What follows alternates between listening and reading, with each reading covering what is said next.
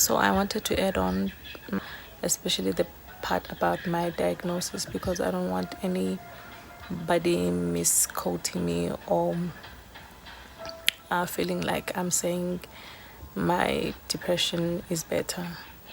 I don't think it was better or it is better. I just think it was different. And I want to put it out there for people to see and learn from it, because a whole lot of times, especially with us black people, we don't really know much when it comes to mental health. We're very quick to judge and jump into conclusions and think this is this, that, without even knowing the facts. So I hope that by me coming out and telling my story and how different it was, it can actually help a few people view depression differently. Because I think for a whole lot of us, me included, I used to be like that. It used to be an illness for people who I thought they were not strong, they were weak in a way. But it manifests in different ways, in ways that you cannot even sit and imagine and think of. And it's still, to this day, as a healthcare worker, a struggle for me to fully grab the whole concept and really sympathize and understand it. Because the first thing that we want to jump and do is to judge. So I just wanted to make that clear, because in as much as it was different, the manifestation, but it was still depression, and the results were not, it wasn't gonna end well for me if I had not taken those steps, seeking help. Because I honestly believe that if I had not done that, I would have ended up going crazy. I would have lost my mind, because the way that my mind was now working, it was very scary for me. So yeah, it was not better, just different. And what I wanted to add on again, talking to my 80s about us being strong and everything. I understand we were raised in very difficult times, tough times.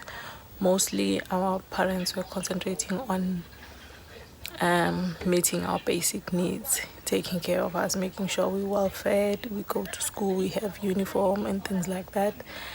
And when it comes to mental health, they never even had time to go there.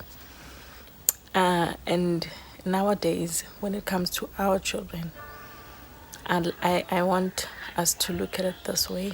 I would love us to see it this way, because we've worked so hard at trying to cover up the other side, the other part, which is the financial side of things, trying to make sure that they don't get to go to school barefoot. They don't, get to come back home. There's nothing to eat after school and things like that.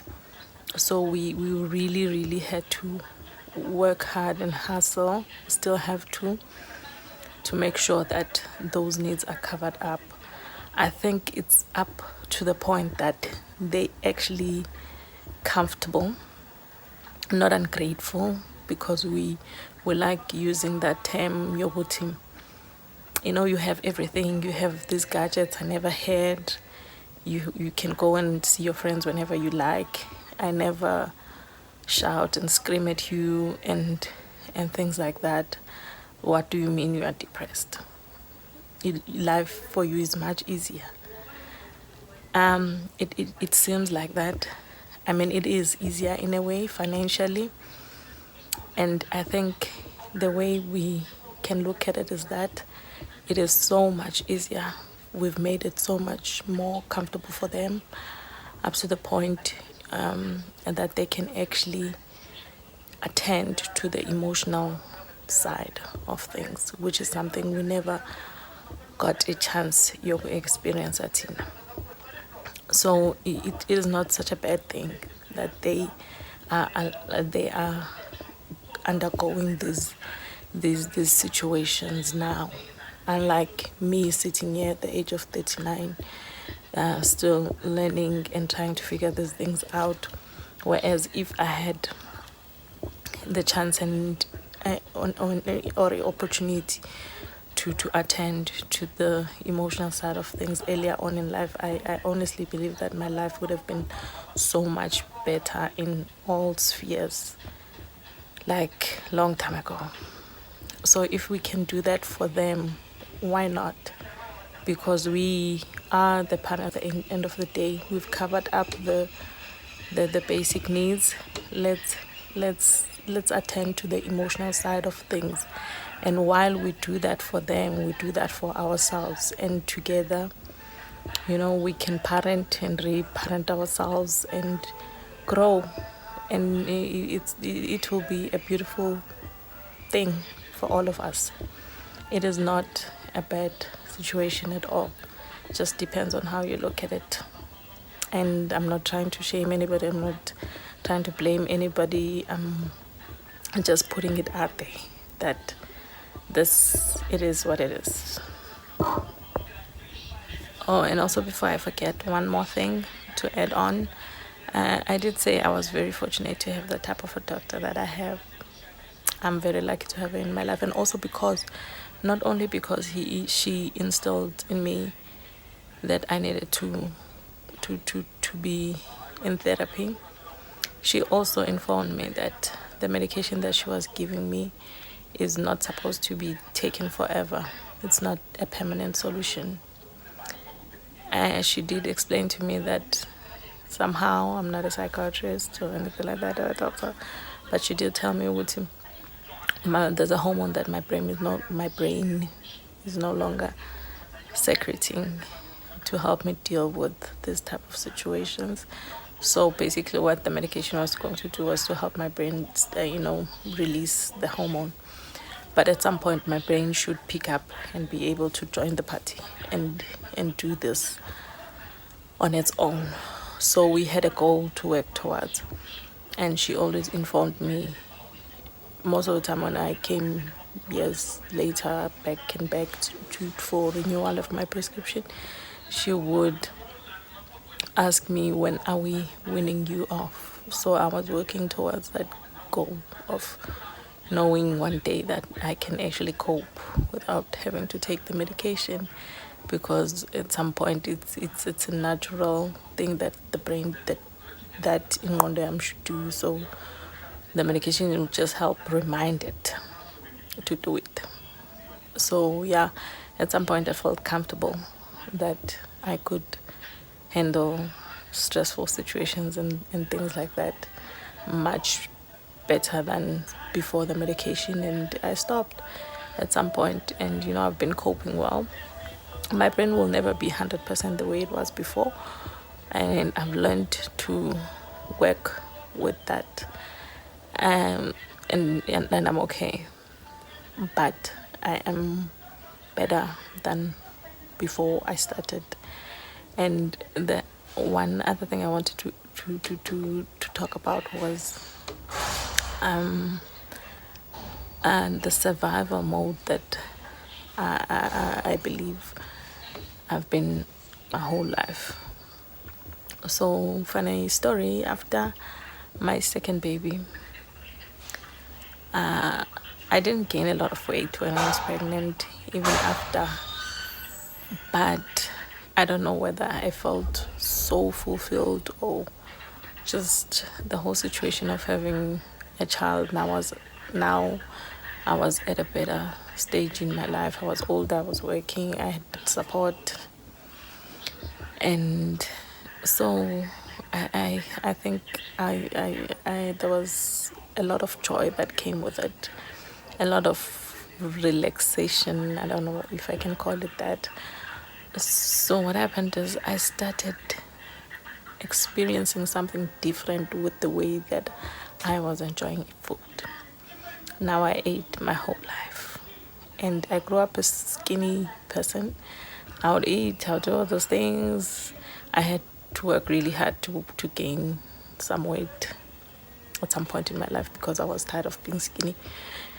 And now, when I experienced this type of joy that I got from eating after the birth of my son, it was mind blowing. It was something that I've never experienced in my life before. I would eat before, but it was mostly just to fill up my tummy. That's what I realized, because now the flavors would be nice. Then I would taste salty, balanza, and whatever else that's the spices. It tastes good, but now it was different. It didn't just taste good. It gave me comfort and joy and all these emotions that I've never experienced before. And to me, I'm no psychiatrist, psychologist, or anything like that, but to me, it also, better this thing, you know what? I've been in survival mode. Even the way I was eating, it was just to fill up my tummy and never for enjoyment. But I'm glad now that I got to the stage where I could understand when I watched those American shows with overweight people and they would eat and continue to eat, and I wouldn't understand. I'm like, what the hell? Because I would just stop eating completely. And I meant that because I didn't have the same feeling towards eating or enjoying food like them. I had no idea what they were experiencing. But now, years later, I was experiencing it, and I realized it's not so easy to just not eat or choose what you and eat what you need to eat and things like that. It's not that black and white. It's not that straightforward. And a part of me did think maybe it's my depression because I was no longer on medication coming back and manifesting differently this time or whatever. I still don't know, maybe it was the case, but I did manage to tap back into my survival mode and lost the weight and tried to eat enough, not too much. And and here as well, I'm not trying to shame or judge anybody. Or what I'm trying to highlight is that this survival mode that we on, we've been in since childhood. You wouldn't realize just how much or how it manifests itself. You would think you are normal, whereas the other people are normal. You're the one that's really not normal in this situation.